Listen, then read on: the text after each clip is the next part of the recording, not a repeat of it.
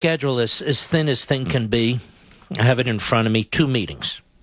And then they added on his meeting with this first nurse, Nina Fan, who apparently doesn't have Ebola anymore. So they quickly slipped that in for a photo op.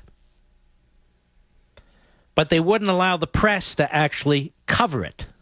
They wouldn't allow the press to cover a photo op with the nurse. Now, this is so out of control, the way this president gets away with managing the media.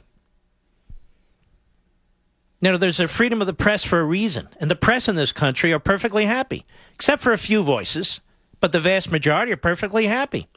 It's not like when Nixon, you don't hear them yelling out at Obama or yelling out at Biden or yelling out at anybody. You don't hear them demanding press conferences. You don't hear any of it. He taps their phones, fine. He taps their parents' phones, fine. They tap 20 AP reporters at a time, big deal. But John Carl, ABC Television News, he seems to have had enough of it.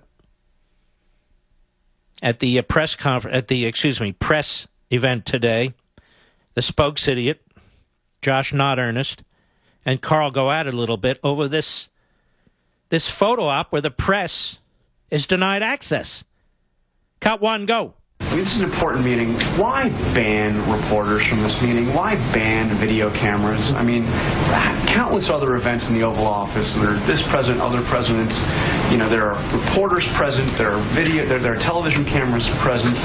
Why does this White House decide on a meeting this important to say no, reporters are not allowed at this event? Why? The good news is that reporters will be allowed at the event.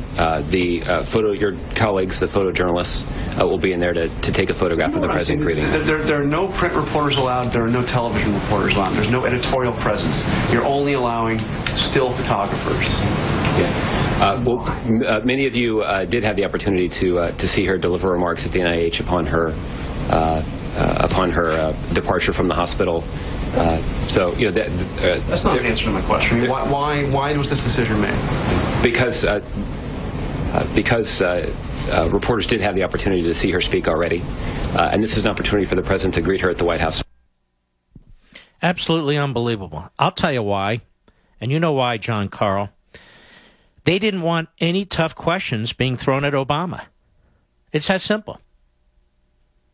They didn't want any tough questions being thrown at Obama. You want to know why? You ready for this? And I say this with all due respect because Obama's not that bright. Obama's just not that bright. And he may say something that, underscores the fact that he's not that bright. We've never seen his college transcripts. We've never seen his law school transcripts. We're just told what a genius he is. It was like John Kerry with all those D's on his report card. No wonder they hid it as long as they could. They pose as smarter than all the rest of us, and the truth is they're dumber than all the rest of us. So they don't want any questions asked to Obama about this doctor in New York. The CDC set up these enhanced procedures to make sure this sort of thing wouldn't happen, and boom, it happens within 48 hours. Because they won't do what they're supposed to do. They won't do what they should do. It's amazing to me. But how many times are we going to go over this? Richard Bessler, ABC News Chief Health and Medical Editor. I don't know if you've heard this today or not. He's on Good Morning America. Now, I want you to listen to this as carefully as you can and tell me if this makes any sense whatsoever. And even more than that, ask yourself this question after you hear his answer. How did we reach the point where the media are so completely in the tank for this man? I know they created him. I know they pushed him across the finish line in 2 elections. But it's now reached the point where they're embarrassing themselves. And they don't give a damn. So this so-called health reporter, this doctor, is actually carrying the political water for Obama.